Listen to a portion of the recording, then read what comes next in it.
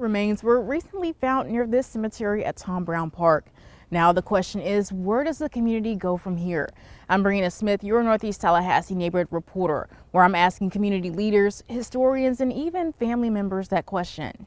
Dozens walk through Tom Brown Park daily, but most people don't know about this small cemetery along an off-beaten path on the Lafayette Heritage Trail. Friday, bone fragments and casket remains were found in the area, prompting an investigation from the local medical examiner's office and State Division of Historical Resources. My daughter and her husband love to bike and walk, so I would get them out here. Yeah. Meanwhile, I met Lena Kilpatrick Harris, one of the few living links to this small cemetery. 3 of the 4 graves belong to members of the Kilpatrick family who lived from the mid to late 1800s to the early 1900s. Records posted to findagrave.com show headstones for J.W. and Mariah Kilpatrick, a husband and wife, and their son Walter Kilpatrick, Lena's grandfather. Reverend Joe and his wife, Mariah.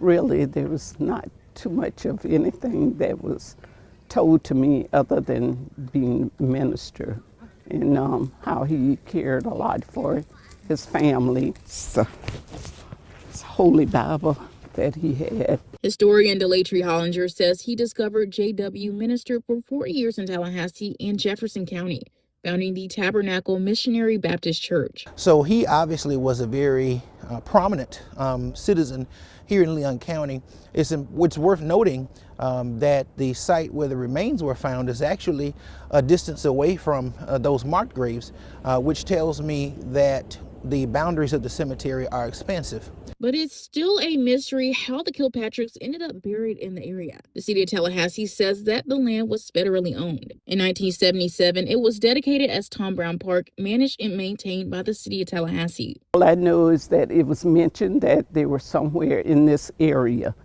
and no one could find the graves. I reached out to the Florida Department of State, who says the local medical examiner is leading the investigation since the remains weren't found on state-owned land. But the department will be present to provide guidance if requested from the examiner or the city of Tallahassee. Lena is hoping to find the answers for her family, ultimately wanting the site to be preserved as a historical site, along with Hollinger. It's part of the family and part of the history that we have been searching for, looking for a long time.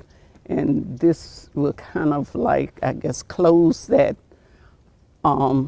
desire to know where their remains are. It's unclear how long the investigation will take, but Hollinger says he's working to bring in attention from the city of Tallahassee and Leon County to discuss preservation. In Northeast Tallahassee, Brianna Smith, ABC 27.